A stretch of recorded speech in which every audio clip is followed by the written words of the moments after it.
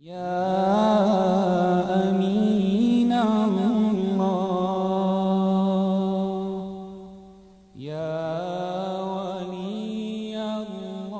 تو حدیث میں ہے کہ اللہ نے 24 گھنٹے خلق کیے ہیں اور 24 گھنٹے میں 24 خزانے خلق کر سکتے ہیں۔ 24 خزانے آپ کے لیے 24 گھنٹے، اگر برنامے کے ساتھ ہو تو آپ 24 خزانے حاصل کر سکتے ہیں، اگر برنامہ نہ ہو تو صفر ہے، کچھ بھی حاصل نہیں کر سکتے۔ مثلا آپ معین کریں، چلتے پھرتے وضو کے ساتھ، اول وضو سلاح المومن، وضو سے رزق بڑھتا ہے، عقل بڑھتی ہے، جوان تر انسان رہتا ہے، عمر بڑھتی ہے، ہمیشہ وضو میں رہے۔ اب مثلا آرام سے کر پہ مجھے 1000 مرتبہ آج دن، یہ عادت ہے، آسان ہو جائے، پہلے مشکل ہے، کم پریکٹیکلی کر کے دیکھیں 2 گھنٹے میں ہو جائے گا۔ 1000 مرتبہ سورہ قل هو اللہ احد پڑھنا ہے۔ کیوں پڑھنا ہے؟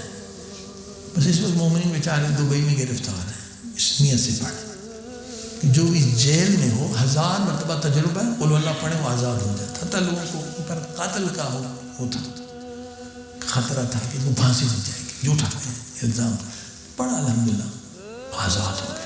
1000 مرتبہ قل اللہ، کوئی مومن، مگر نیت کیا ہوگی؟ میں خود جو شیطان کے جیل میں ہوں، نفس کے، اس سے آزاد ہو۔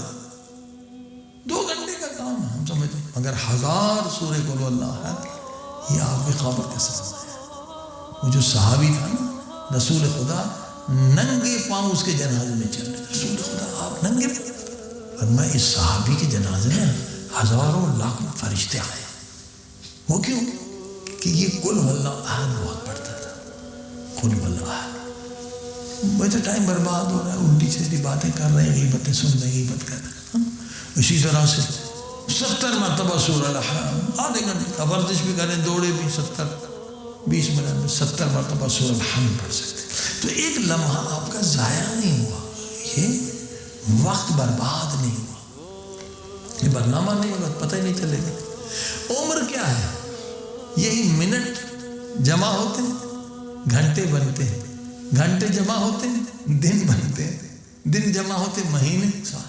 عمر یہی ہے، جس نے 1 منٹ کو ضائع کیا، اس نے پھر 1 دن کو بھی ضائع کرنا ہے، سال کو بھی، سال ہو گئے کچھ بھی نہیں۔ عمر آپ کی عمر ہے، یہی منٹ، یہی گھنٹے، یہ آپ کی عمر ہے، اسے ضائع نہ کریں۔